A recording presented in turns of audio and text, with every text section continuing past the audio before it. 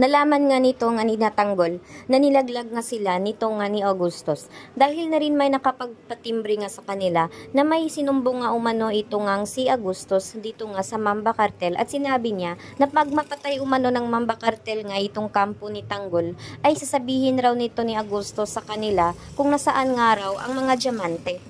Kaya naman ay interesado nga itong Mamba Cartel, kaya't nakapaghanda nga sila ng maraming tauhan sa oras na lulusob nga itong sinatanggol. Kaya naman dahil nga dito ay nalaman nga agad dito ni Tanggol, kaya't hindi nga sila tumuloy. Kaya't galit na galit nga itong si Tanggol at hinanap nga niya itong si Augustus.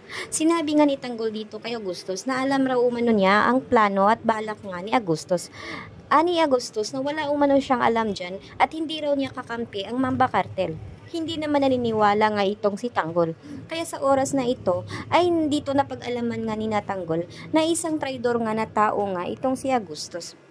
Kaya naman ay napag-isipan nga nila na iwan na lang ang kampo ni Augustus. Subalit ang sinabi ni Tanggol na hindi nga nila pwedeng iwan ng basta-basta ito nga si Augustus, at dapat kailangan nga nila itong tapusin ang buhay nito.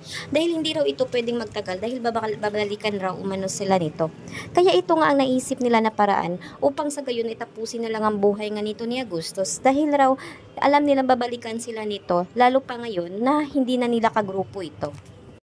Sinang-ayunan naman ito ng ibang kasapi nga ni Tanggol na patayin na nga lang itong si Augustus dahil alam nila na baka sila umano ang tutumbahin nito, dahil alam nila itong kapangyarihan ni Augustus na hindi nga sila titigilan, lalo pa ngayon nalaman nila kung saan nga nagtatago nga itong kampo ni Tanggol, at hindi nila hahayaan na basta-basta na lang makawala itong si Augustus. At dahil rin dito ay katapusan na nga rin ito ni Augustus dahil hindi na nga siya pa mabubuhay pa nang dahil sa ginawa niyang katarantaduhan.